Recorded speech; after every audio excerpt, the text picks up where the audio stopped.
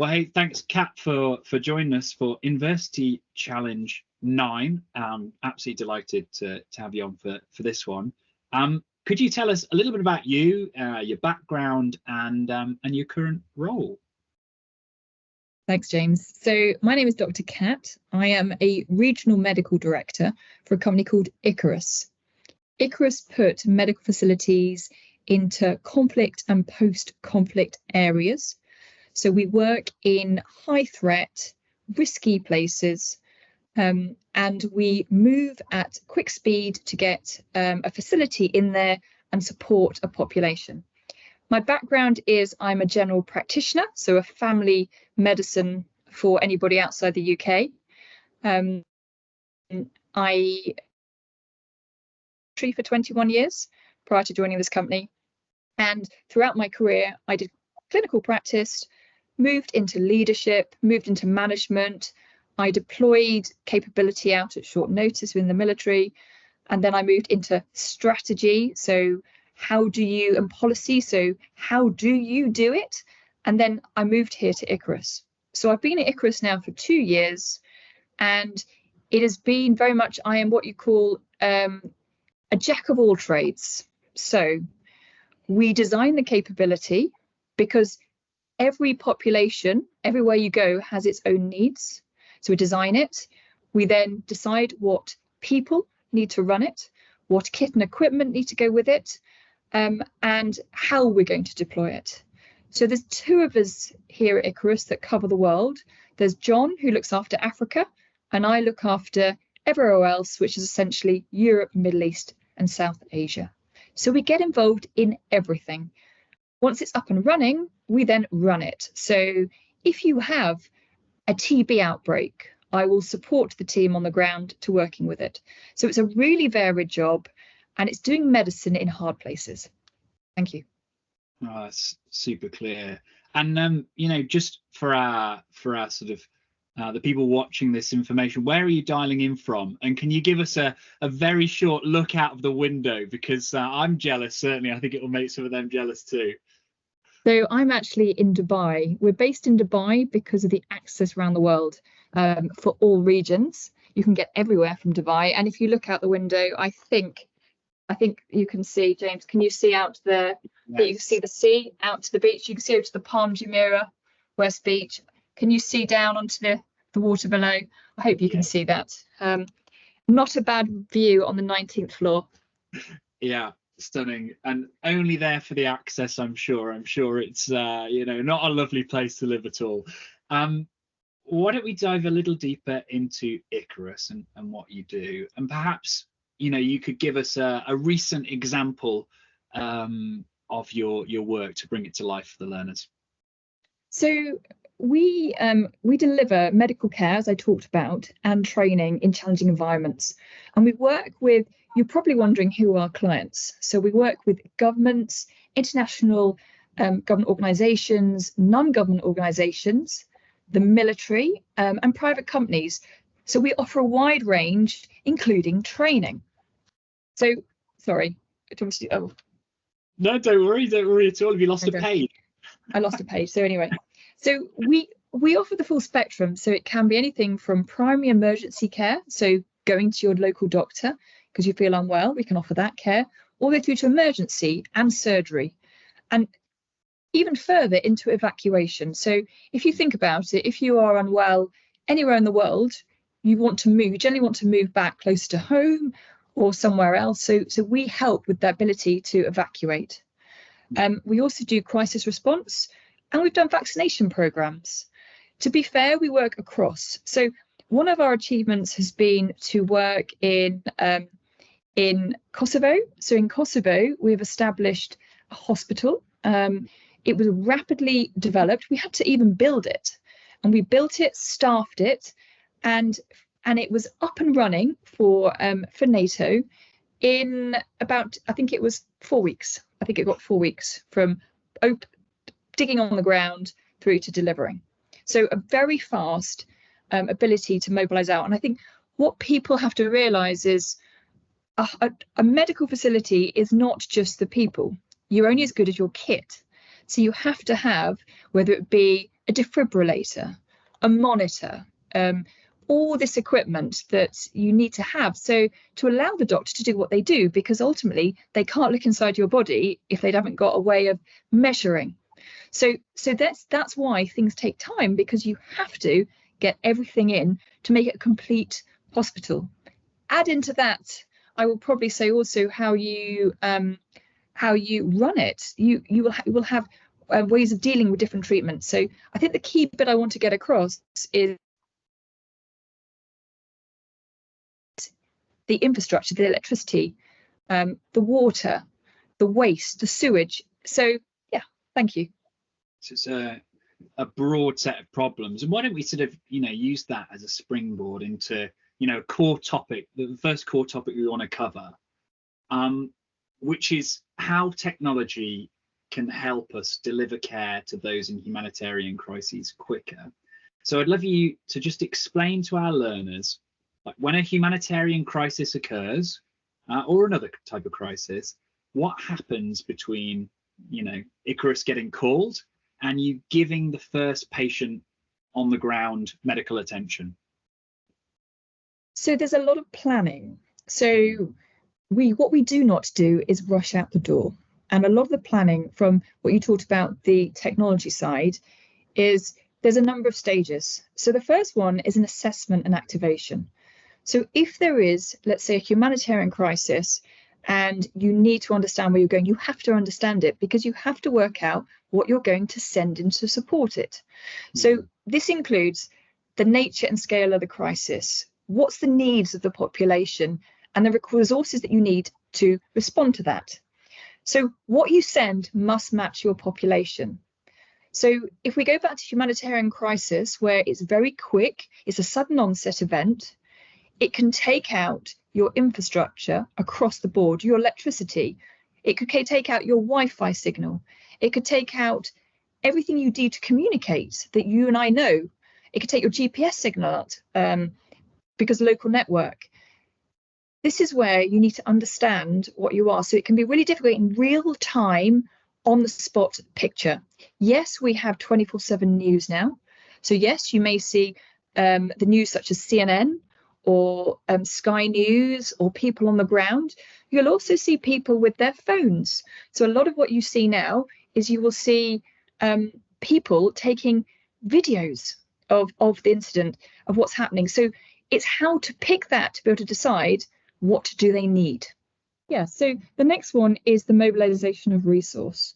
So depending on the assessment of what you think you're going to, and don't get me wrong, you never always get it right, you have to mobilize the resource. So this could be medical personnel, doctors, nurses, paramedics. It could be certain specialists. If you have had a disaster where there's been major bushfires, you could need burn specialists. So depending on the incident and the crisis will depend what you're going to send. You then have to look at logistics and medical supplies. So you've got, as I said before, you can't send in a doctor without some kit. So you need to work that out. And you may need security personnel. So some of the places you go to may require people to support to keep you safe. And what you can't do is burden the situation that's already ongoing. So if you're going to go in with a capability, you have to be able to look after yourselves. So you must be self-sufficient, and you must be able to support yourself. And that includes food, bedding. It could be that you have to take tents. There's a really point is there is no guarantee that there will be something for you. So therefore, to be as self-sufficient as you can is really good. And that includes communication and sometimes radios. The next part is coordination. Now, this is my favorite. Coordination with local and international bodies and organizations. So when there is a crisis, humanitarian incident around the world, a lot of people will convene on it. They will move into it, into the space.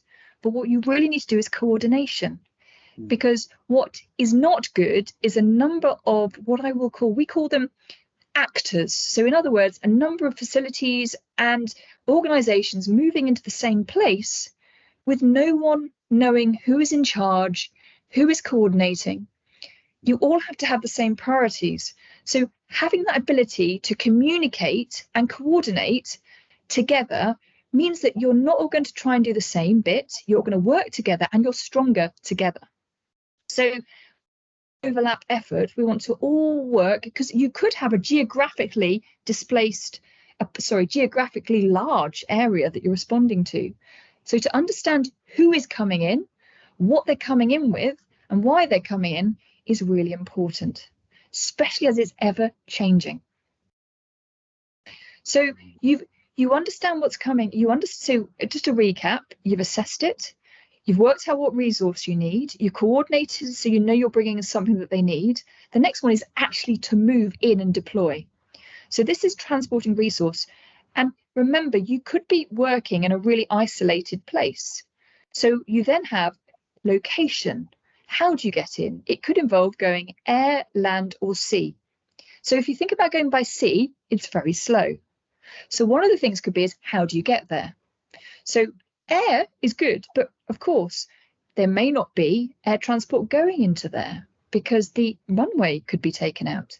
So all these factors play into what's my route in? How am I going to get there? So you've got to decide how you are. And you may have kit that needs to be stored at a certain temperature. So there's a really interesting part about moving cold chain items. You may not realize, but some of your medications that you get prescribed at your doctor, some of it you leave in the cupboard, some you put in the fridge. So therefore that medication in the fridge, how do you transport it for 6-7 hours and maintain the temperature? The next one is the setup. So you've got to set it up on the ground. So you've got to set yourself up ready to go. So you need people to do that. And you've got to think about this. What are you setting up? Is it a tent? Is it what we call something that you drash, which is essentially where it gets inflated? Is you need a lot of people to put up heavy tents? Or are you moving into a building? Because you may be moving into a building that's empty. But what you don't know is the power supply, the water access. And so a lot of the time you do need to come with your own generators to be able to prove your own power. It goes back to my point of being completely self-sufficient. And then you must have communication lines open. So I will tell you, a lot of the disasters that I've been to or I've been involved in, the networks have allowed free roaming. So if you look at things over with hurricanes, the networks have kept them going to allow people to be able to talk freely on information. And then you need to also keep a constant line back of communication with your headquarters, who have then probably got time to go through like what's really happening on the ground. Everything I talked about before assessment and activation, that is a constant procedure. You've constantly got to keep an eye on what's going on and what's needed. And also with the other people that are now in the same area as you.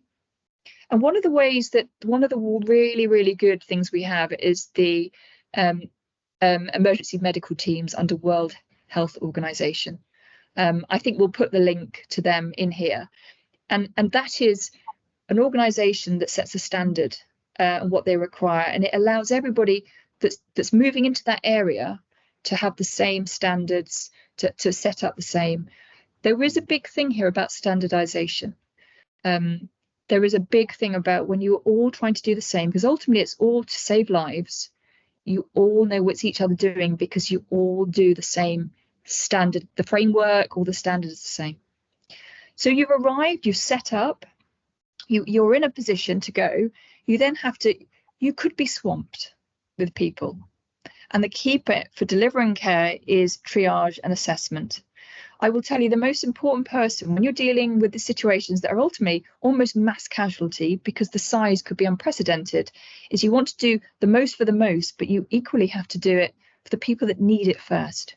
So we follow a system called triage. It's called sieve and sort, but there is a way that we work to mean that the people that need the help first get it. Now, as a doctor, I am not the right person to be doing medical triage because I see a problem and I want to get in, fix it. What you tend to do is somebody who understands an algorithm and just follows a very simple algorithm. And in simplicity, it's like, can you walk? Brilliant, you can walk. You're not my priority. So it may be that you've got people outside your door, you say, anybody that can walk, please stand over here. And then you have what's left is people who have been brought on stretchers or on the floor. So resources are limited and need is high. So you really do need to work out who you're going to treat first. So triage and medical assessment is one of the most important through it. The next bit is probably ongoing care and coordination. So you've done a medical intervention, you're providing medical care, and it could be surgery, it could be treatment of diseases, it could be going out and visiting sites and helping bring people back. You never know what you're going to do in a humanitarian situation. Keep the ongoing communication with other organisations. One of the things we do struggle with is if you think about if you are a medical hospital, okay, and you have beds, once someone is in that bed, you can't take someone new. So one of the big things that people forget with a humanitarian crisis is you need to clear people from your hospital. So onward evacuation is really important. So what I want to say to you is when you're looking at humanitarian response, it's not just the care provided the doctor. One of the key parts is flow of patients and and technology to support the flow of patients. I mean, I haven't really talked about technology. I've almost set the scene, but technology is really key is how you can manage that flow of patients. How do you keep it moving? To be fair, the National Health Service has exactly the same problem in many ways, but how do you keep people from the front door, initial treatment, having their treatment, and then moving them on at the right time to them to the right place? It is a really complex problem. So you've got ongoing care and coordination, you're working with others, you're knowing what you've got coming in, and then there is monitoring and evaluation. I will tell you, it doesn't stop when you're set up and you're like, oh, brilliant. You need to have effective interventions and strategies that mean that you can constantly do better or adjust depending on what you've got coming through the door. So it could be that the community, initially after a major incident, you could get people, it could get surgical cases. As you move towards longer term, you could get people because of dehydration, they've got no access to water. So the different times of a humanitarian crisis bring you different types of patients. And therefore, you do have to adapt. And the other thing is you have staff. You do not have an infinite number of staff. So your staff are not going home. So you do have to evaluate not just externally, but also internally. And then you've been there for a while. You've optimized care. You have supported the environment. At some point, you need to hand over to someone else, or you scale down because you've done your part. The local authorities are back up and running, the hospital's up and running, and you're needed. So the key part for here is handover. You must hand over clearly. What we don't do is just up and leave. We absolutely hand over, so that handover means you're communicating what you've done and you're moving forward. And this allows long-term support. Obviously, what you deliver may be different to what the next phase is delivering, but actually handing it over is really important because they know what you've done, they know what works, and you've got amazing medical intelligence because you have, I'll use the word medical intelligence, the first time I've used it, you know what you've done with your population, and that's worth a lot. So you get, and then what we call you redeploy and you recover, and then you go back and you then move out of the area. Sometimes you can be there days, weeks, months. It really depends on where you are in the world. So I've been very simplistic going through the stages, but I just want to give an idea of a pathway to how you work. That's so helpful. I think it will really help our learners sort of orientate themselves as to the many steps, because, you know, even in my mind as an ex-doctor, there's loads of those steps I would have just completely forgotten about or just not even known about. So thanks for really setting the scene well. I guess now what we can do is drill down a little deeper into a couple of those problems in projecting medical care at pace. So, you know, I wonder whether you'd tell us a little bit about, you know, of those stages, where you think some of the biggest challenges are, and particularly those where you think technology might have a role in helping solve them. And if you have a chance to tell us about some things you've already tried before, even better. Brilliant. So one of the big ones is logistics. Okay, so I have absolutely banged on about the fact that a humanitarian response is not just a doctor; it's everything that you bring. And I've said that 3 times now. So delivering medical supplies and people to a crisis in a remote conflict or a humanitarian space, it's really complex. So what you're dealing with. So you turn around and say to me, I want to deploy a hospital. I won't tell you how many items it takes to deliver a hospital. So if you haven't got that equipment on the shelf ready to go, you have to buy it. So you can imagine trying to get, I don't know, let's say, for example, 4 ventilators. 4 ventilators in one place. So you've got complexity of knowing suppliers. What do they have? So one of the problems is with logistics is I've got a time imperative that I have to deliver care at the quickest, shortest time. But being quick means that things have to be delivered quick. So there's 2 ways of working it. I either do it, I have it on the shelf, ready to go, just in case. But if I was to tell you, drugs have a shelf life. So if I buy, let's say I have a hospital will have, off the top of my head, it might have 300 drugs, let's say.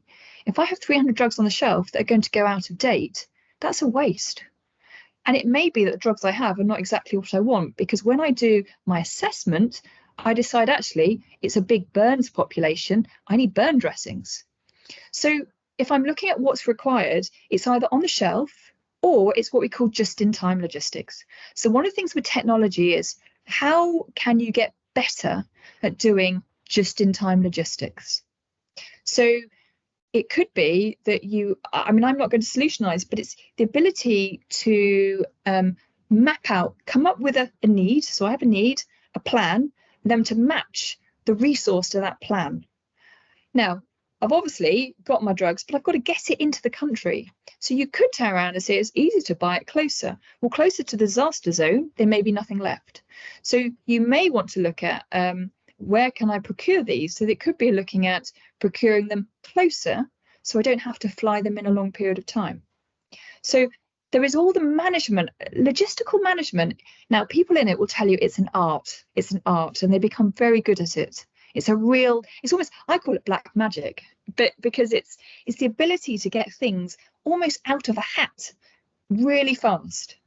Keeping it on the shelf ready to go is very, very useful. It is very good, but there are not many around the world that do, because of the sheer volume of, you may not be used. It could sit there gathering dust. So you see you've got a real, and it's not just a financial problem, it's also a management. So that kit needs to be turned over. That's why the whole logistical piece for humanitarian response is a huge, as I said, a problem. The other one I think I'm going to come up with is understanding the environment, assessment. Okay, so I sit here in Dubai, and let's say there's a humanitarian incident in Asia. How will you get visibility on what the reality is? Now, obviously, you've also got fake news now. So how do you verify what you're getting back as feeds? So you can pick up your intelligence feeds from companies you know that you're following, whether it be on social media. You can pick it up on the news reporting. But how do you take this huge amount of data and distill it into what you may need, and actually create a feed of data that is really, really useful? So the assessment is one of the big key parts. And I know it's ever changing. So if you have a system that can flexibly change and to monitor channels and can monitor what's coming through, you are literally better prepared. You can send in the right facility. You know what you're working to, and you know who else is already there. That is phenomenal. Then you share it with other organizations. You are then creating a humanitarian response that is second to none. Now, a lot of places in the world will have, there is something called Relief Web, which is a fantastic United Nations, WHO repository of information. And if you look on things like for Ukraine, it will have all the latest reports. If you look at in the responses, every country's on there and it has the latest. But what it won't be is time sensitive. And I'm talking hours, not weeks, not months. I can talk days and it will. But if you could create the system that you could have a real-time data, that to me is wow. I mean, yeah, I mean, personally, that is incredible, and it has so many uses in other responses. My third one probably is the coordination amongst multiple agencies, and that probably links into what I've just talked about. To be able to have eyes on, everybody responding will have a different reason for responding, but everybody responding will have their own outcomes and why they want to do it, and they'll also have their own limitations, and they'll have their own opportunities. So actually being able to talk to each other and being able to, not just on the phone, but create a connection and a network so that everybody is moving in the same direction is a really good, and and if you look at some of the case studies of what's happened before, you'll see examples of works where it's worked really, really well, and others where it maybe not. If you look at the World Health Organization, if it talks about COVID, one of the things that's come up is very difficult to be prepared to respond to every humanitarian disaster. But if we all sign up to work collectively on whether it's be standards, there was a really interesting piece from the Director General of WHO. He said, if we can learn from COVID and all collectively plan and prepare on the same way, then we are better prepared collectively. But it's never easy because everybody has their own requirements. So I think, James, that's probably the top three.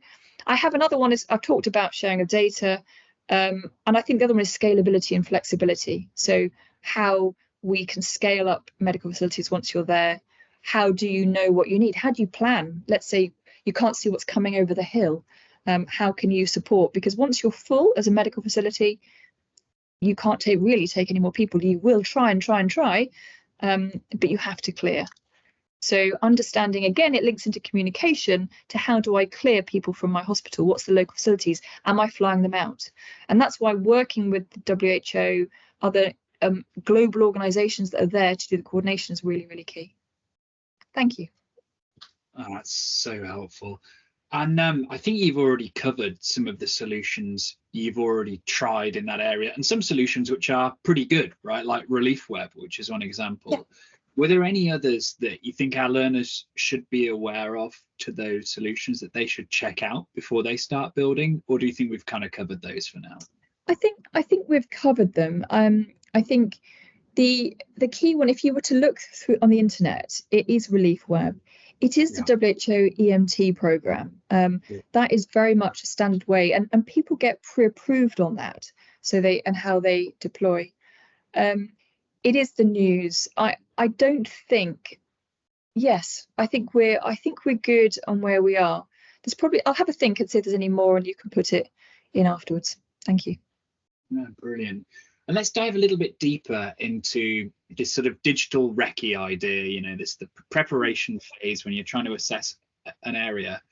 And I mean, not even just in advance of it, but also during, like you said, getting real-time updates of the situation, because it's not just one and done. It's not you ship everything out and then you're good to go. I'm sure there's plenty of stress and updates all the time.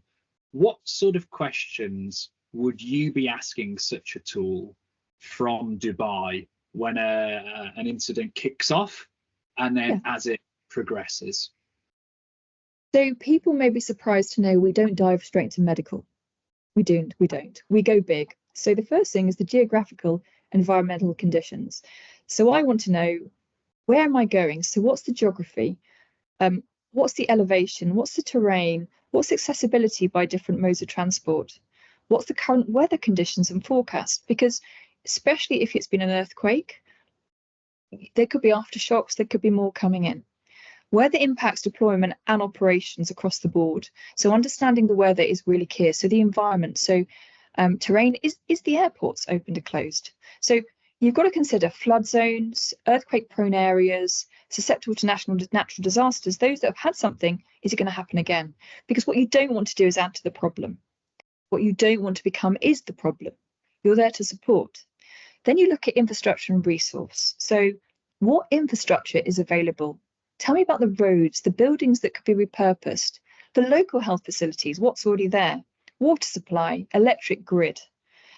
What local resources are available for the supplies, food and water and other necessities? Because I've obviously spoken about the fact that we have to fly things in, but if I can't, do I have a way of getting them on the ground? Then you look at how can the site be secured?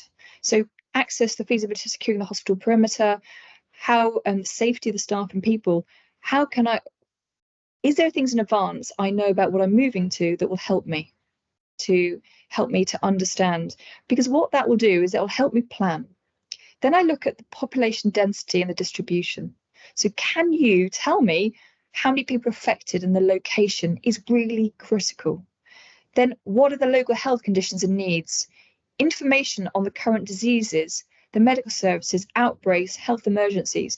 I know a lot of this, you could argue, would be known just before the incident, and they're still there. But is there something that I need to know about what was there before that is now could affect me now? And then cultural and linguistic characters of the population.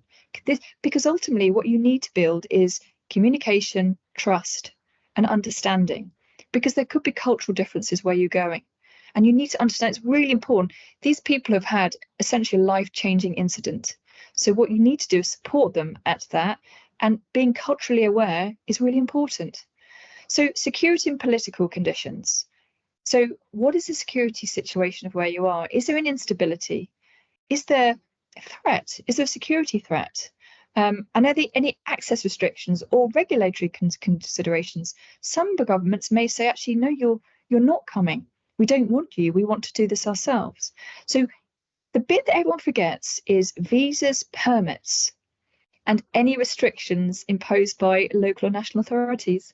And it's one of the bit that you just assume because you're going out to help a situation that you're going to be wanted, but you may not, because they may have it in hand. So you've got to ask sometimes to make sure that you're going to a place they're going to want you.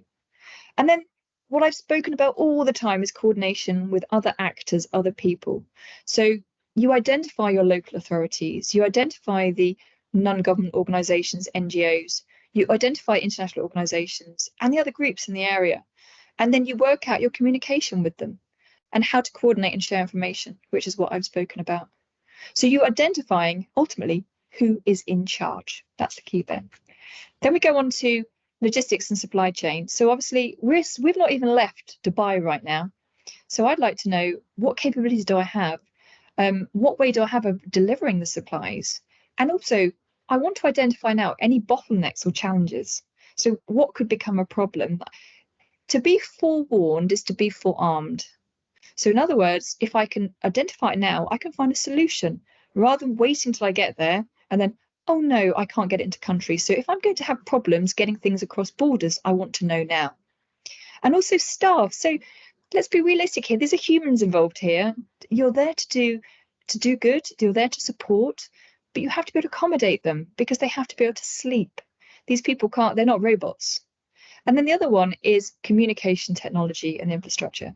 So what is the state of local communication network? Have I got internet? Have I got mobile coverage? Have I got other communication technologies? I should be able to sit in Dubai and know that. And it's amazing how many times you don't know that until you speak to somebody on the ground. You just assume.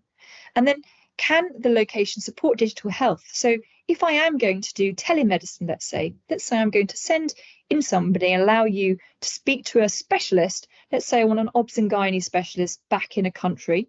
So it's telemedicine. So you're there, potentially, let's say, as a pregnant lady, and I want reassurance. I've got a doctor supporting, but they're not an obstetrician, but I want some backup and support. Can I actually phone them? Will I be able to? Do I have Wi-Fi? Because everyone assumes you have Wi-Fi. So can my systems work off Wi-Fi? Can I? And then it uploads automatically later. And then the other one is records. So one of the big things here with this is you still have to maintain confidentiality of medical records, privacy, and you need to be able to record the data. As I say to everybody that works in any medical facility, if you haven't documented it, it didn't happen. That's how we work. So you really do need to keep everything documented. So that's another part technology can help. So it really is getting a continuous data feed for an ever-changing situation. There we go. And it's a lot to do before you've even got on the ground. Yeah. And can I just ask about what your current sort of workflow looks like for that. Do you have like the world's biggest spreadsheet? Do you have an all singing, all dancing tool which is automatically doing all this for you already? Like, what does the current solution look like? So we have team. It's all about the team. So we have team with different responsibilities. So we break it up into different parts. So we have a procurement department, logistics, that does all the procurement logistics. We have what we call, it's all about teamwork, and it's about having an early meeting. So if we have something, we all come together early and we outline what do we need to do now. We outline it on a time imperative. Now, getting the data, we normally have access to people on the ground where we are. And so you always plug into the network that you have. A network, people could be in that area and you immediately get on the phone to them, or you get onto the email and you start getting that data feed. We record everything. And so we've all got a defined role. Because you've got a defined role, you know what the person next to you is doing, you know that there is no overlap, you know that you're going to work together. So it's almost like you all go away, you do work, then you come back together and you come back. And if it's a crisis response, we have a crisis response. We pull everybody in together, we work together, we go away, and then we come back. Now, we get pizza in if it's running, if it's going to be something that's going to be a quick, what we call a fast ball. We will get pizza in and we will work through the night. And the thing is, there is no time boundary. We may be sitting in Dubai, but you've got Asia who's ahead of us. You've got America, Europe that's behind us. So time wise, you're in a real broad spectrum. So you really have got to, you may be pulling the hours. I think one of my colleagues, I think he worked through the night to make kit lists for when he deployed a capability. Dr. John was up all night to get it done because it had to be done quick. So that's what you do. You all pull together and it's a great team effort. So yeah, the key fundamental is sustainment with pizza and regular meeting up. So we could have a meeting on the hour, depending on how quickly you can get the information and how quickly we can work. But procurement, logistics, operations, clinical, we all come in together. And I remember we obviously had to reschedule this interview because you got called away last time. Yeah, exactly. I think that it's all time dependent, and you never know. No 2 days are the same. If there's anybody considering doing medicine, I tell you, humanitarian medicine, response medicine is really exciting because you are doing something different every day. Yeah. No, it sent shivers down my spine beforehand when you were sort of describing a scenario. It is very sort of exciting work.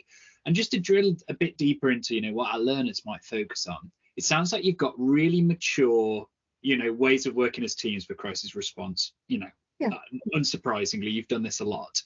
And you have your areas of responsibility, and you have, a good battle rhythm of when you're coming back together.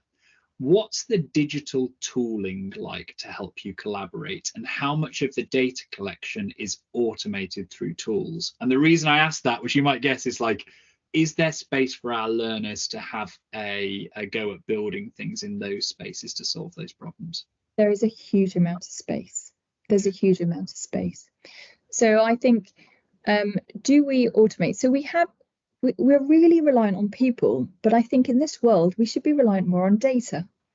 So a lot of it is, so how do I see it? So how do I see role of technology and what you can do? So real-time data analytics and support. So being able to pull that data, being able to look at trends.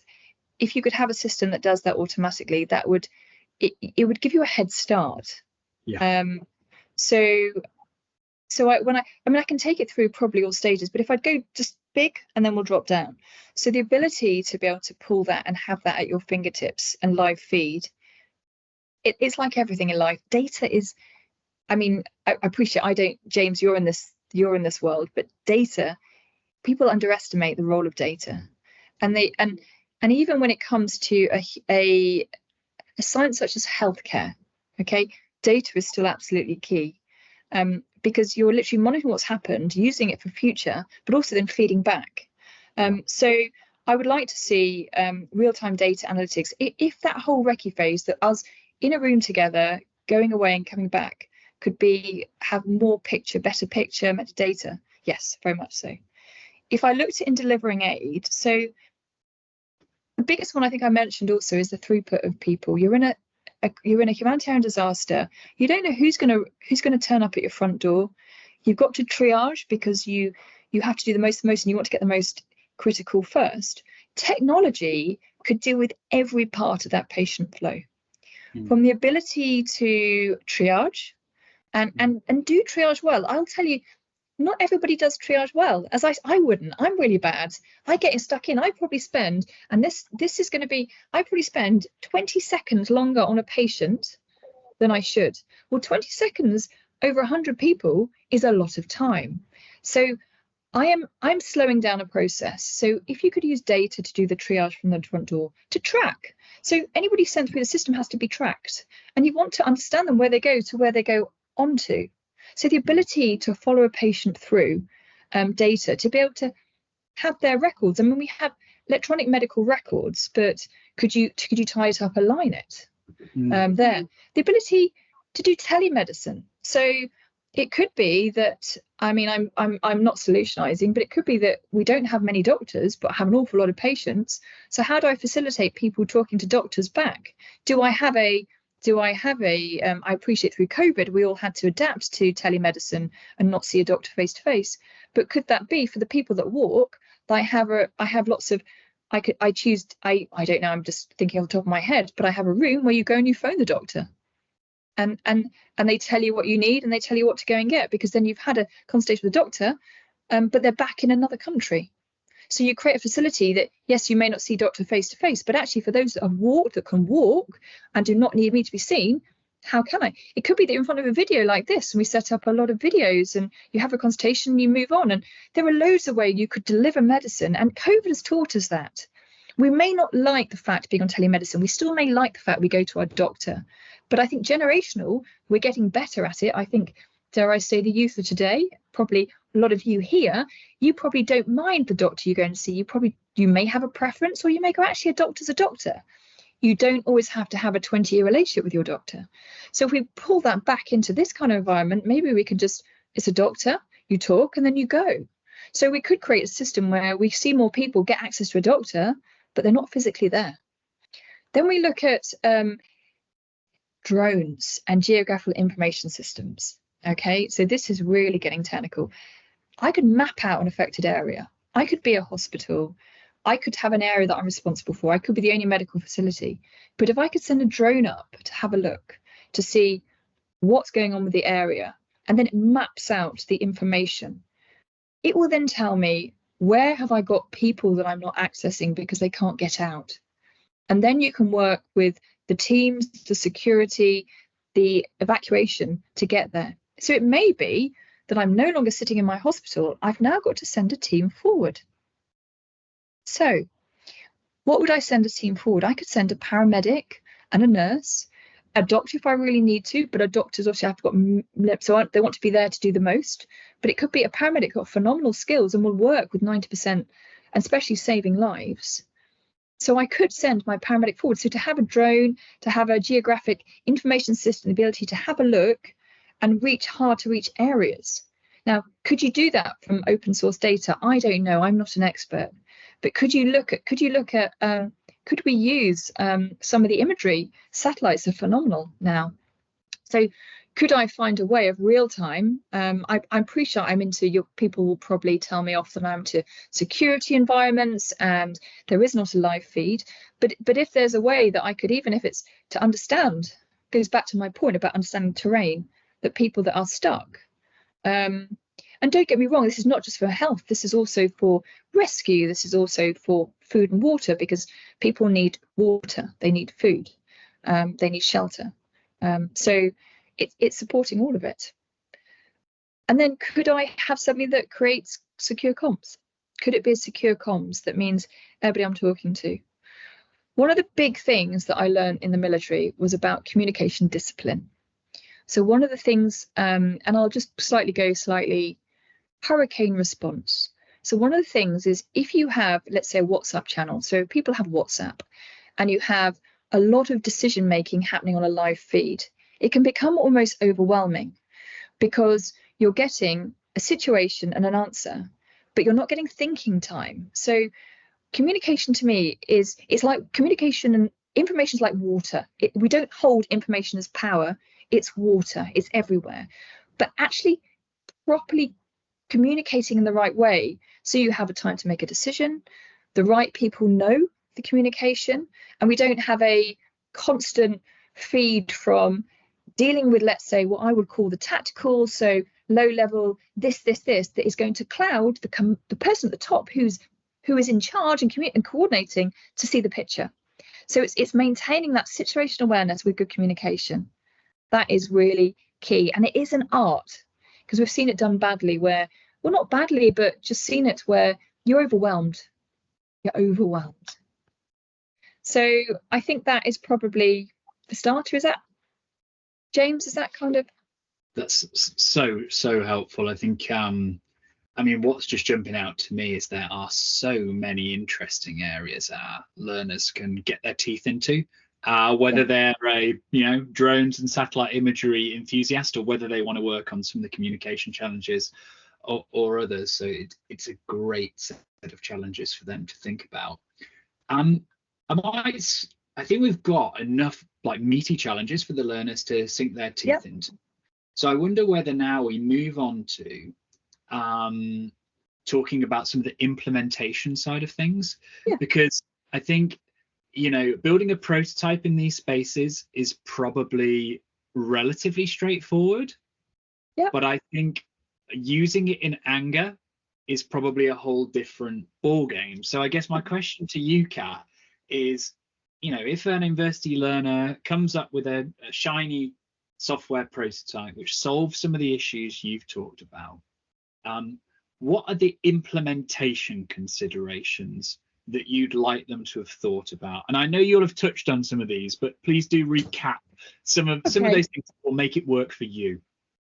So everything I've spoken to is about time, and it's got to be quick. So ease of use. Okay, so we don't have time. I call it just-in-time training. I don't have time to put people that are responding through let's say a 3-day preparation package. So ease of use. Any software needs to be intuitive and easy for medical people, and that's also kind of simplified workflows. I don't want complexity. You can how do I describe this? The ability to take complexity and make it simple is an absolute art, and it's what everyone wants. And I absolutely love that. I think it was Tony Robbins, I think, that has the ability to take complex concepts and keep them simple. So if you can do that, I mean, and think it through, like, how would I train my mum in using this?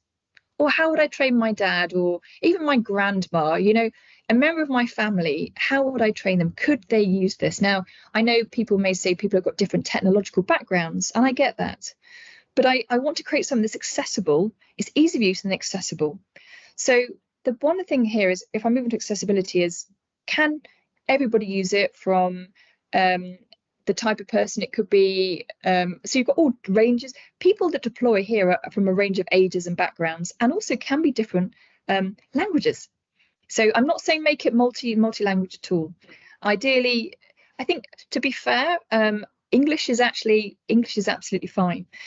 But think of the environment. So you're going to have potentially low bandwidth, and you might have to put it offline. So it may be that you'll get the information, but at some point it's going to have to come offline until we get a data to reload it. So what we really don't want, and one thing we look at around the world, is we have systems that can work offline. They save the data, and the moment it gets a connection, it uploads it, and it's not lost. The biggest headache is when you lose data, when you've worked on something. The next one is probably about data security and privacy. So now this is a minefield, and we're not going to cover it all here, but compliance with regulations. So the key bit for me is data protection and handling sensitive patient information. Because ultimately, if someone comes to your medical facility, they then become a patient, and their data is protected. It doesn't matter where you are, we have the basics. Anybody who works in healthcare follows very protection of data. You don't share information. So really, what I don't want is something is open and anyone can get at. And the other one then is secure data handling. So how you secure it, now I'm not asking for it all singing, dancing, totally, it's not hackable, but think about it when you're think about something that's robust, and confidentiality in the medical world is really key. So it's maintaining that I'm not going to accidentally lose it, or I'm not going to send it. So it can be simple things like when you send an email, you put a data, this is sensitive, this is patient in confidence information. So think of the simple things you can do to prompt people, oh, I can't send that. So then you've got interoperability integration. Now, what we're dealing with, I'm not asking you to integrate with any other systems, but I have given some really interesting websites. So it could be, how can you integrate that data, how they set it out, how it could be when I see integration about how it's presented. So it's presented in a format that's it's simple. And then data exchange. So I haven't asked in any shape or form that the system fits in with other systems or software, but just think about the other users about you. When you're designing it, think, okay, what would the WHO want from this? How may they benefit? Because you then essentially leverage what you're doing, because you're making it more suitable to a wider range of people. I've given you a problem set to deliver a hospital, but actually if you have it, it could then be used. The flexibility to use for WHO, it becomes so powerful. And then overcoming the coordination and communication. So that is one of the key bits to me, is how can we have something that overcomes that? I've talked about communication so much, but I will tell you, if you look back at any response to anything, it could be low, small key in your own village, your town, your city, communication is where a lot of things do break down. And we never think of it. We think it's the care offered, or it's the number of ambulances, or there wasn't enough resource, but actually it's communication.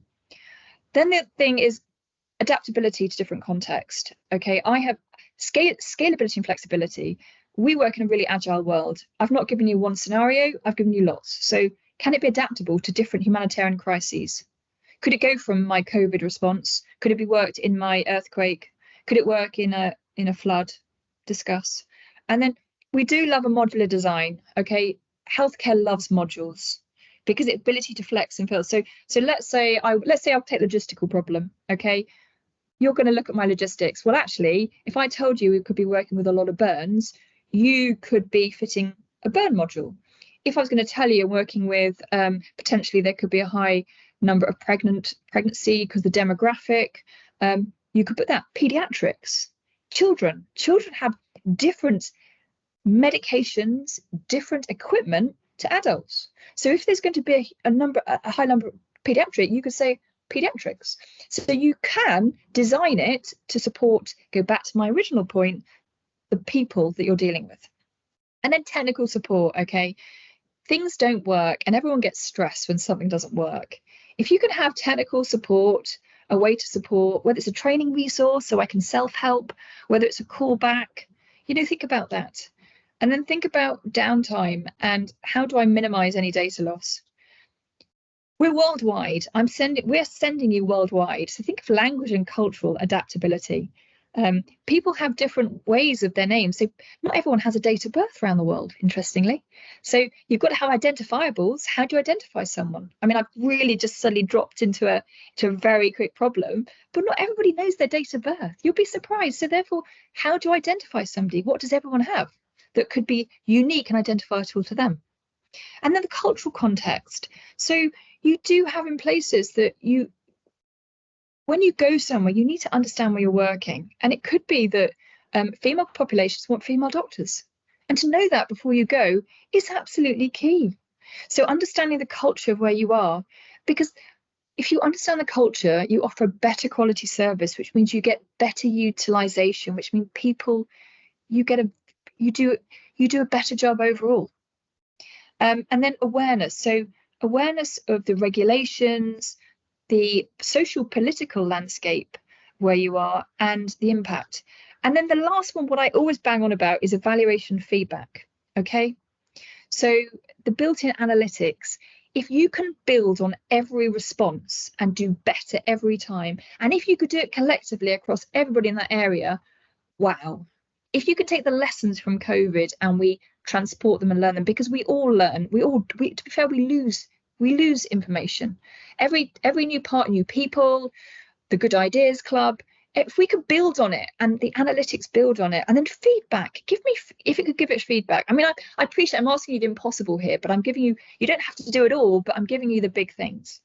And then sustainability and what we call also economic viability. Okay, so is it effective how you're using it? Is it something that needs constant updating? Is it something that is relatively easy to maintain? And then I will say this probably, money, financial, how you fund something and partnerships is really important, because across the world there is only a certain amount of money. There is only money.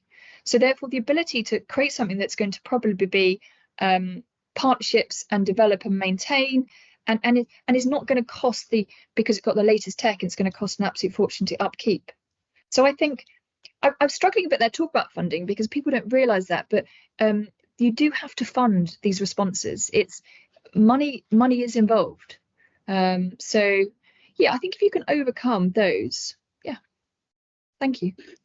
No, it's just great to get that breadth, because for some solutions, only a few of those will be applicable, right? So it's great to get full breadth of sort of feasibility and viability issues for people to work out what's relevant to what they're building. And I guess, the key question of all this is like, an university learner builds something, they think through your feasibility points, they come up with some future plans. Maybe they don't have a chance to build everything now, but they talk about what they might do if they had longer. Let's say it got used, or pilot. What are the key metrics of success you look for, Kat, in new technology you use in Iqarus? So there are loads. There are absolutely loads. So I think we'll start with situational awareness. So my environment. Can you give me the amount of data you give me before I leave? Can you give me a real-time picture? Incredible real-time data. I mean, I will call it gold dust. I can't help. I'm not, like everybody here, an expert at all. And I would love to be able to, that we could get better picture before we go out the door.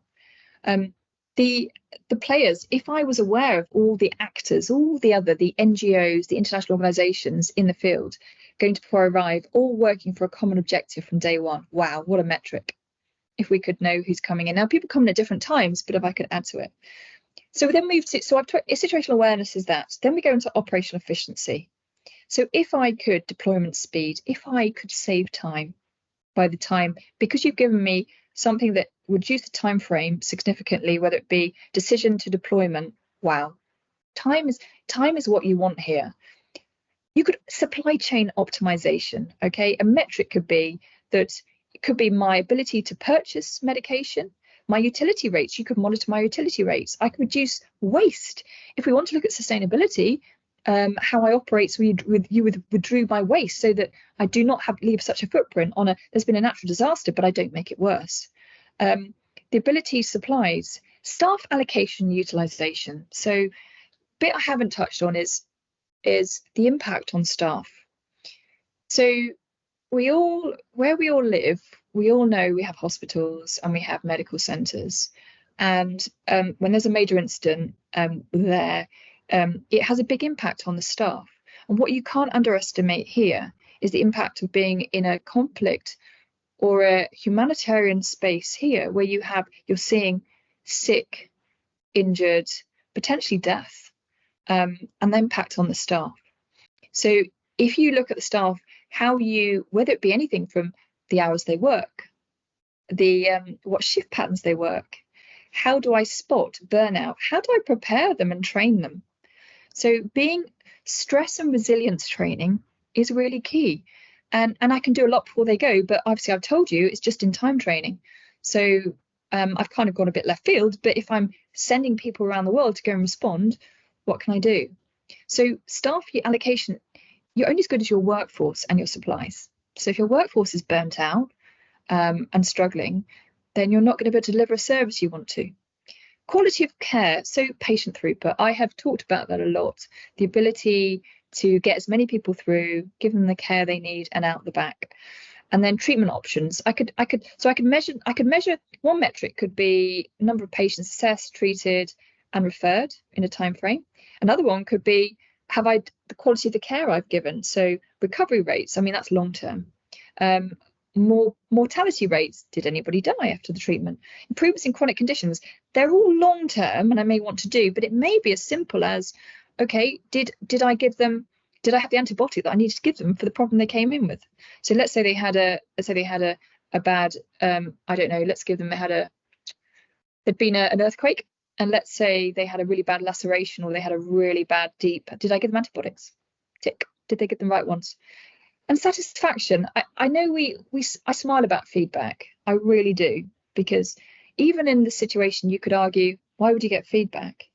But you do, because it's another form of data. So then we've got data management and use. So the accuracy and accessibility of the record. So I told you that if it's not written down, it didn't happen. So help my staff be able to write it, to make it really easy. And then data-driven decision making. I mean, I'm really now going into deep here. If I could use the data that we've gained and then help that, I don't know, the next days. I mean, James, I apologize. I'm kind of like thinking outside the box here. But if I have a whole day of patients come through and then I could get that data in the evening and see, okay, what did we have come through? And then I could prepare for the next day based on what I saw. Now, invariably, things change over time, but if I could see that, okay, everyone that's coming in has got, has got a burn of some sort. So I then could change that is data-driven decision-making and care. Coordinated communication, so interagency collaboration, the ability to collaborate. A metric is that I'm talking to people. It could be as simple as I know they're there and I'm talking to them. It might not be what we're talking about, but I'm talking to them. And then internal communication efficiency. One metric could be, okay, have I reported back to the headquarters what's going on? Because they could be planning to resupply me. So actually, have I told them what I want? So if you have a data that automatically links back so they can see, they have visual on what I'm doing, they could be planning without me even having to open my mouth. That in itself, having an all-informed is very good. Now, I spoke about communication decisions being like water and controlling. But actually, if they can pull data, so I'm not pushing it, but they're pulling what they want, that can be really powerful. Then security and compliance. So I don't want any data breaches, ideally. Health regulation, health and safety is really key here. People think health and safety. I'll say health and safety never takes a day off. So looking after your staff, looking after your patients and making sure you're not making it worse is really important. And then training. So adoption rates, it could be that how quickly did my staff get comfortable with it? Did some of them, and a simple metric could be we trained them and then they didn't want to use it. I mean, that's a negative, but could that work? And how quickly we could train them. How quickly did they get a grips with it? Was the training good? And then I think the other one is when we look at financial metrics, it's more probably on did we save? Did we save money? Did it mean that I didn't have to buy, let's say, a particular piece of equipment because I got there and I didn't have to resupply it because I recognised that it wasn't going to be used because what was coming through. So the data has helped me, and that's saved me having to send equipment forward. There's lots of ways of looking at it, but ultimately, the software must save more lives. That is the ultimate metric. Save lives.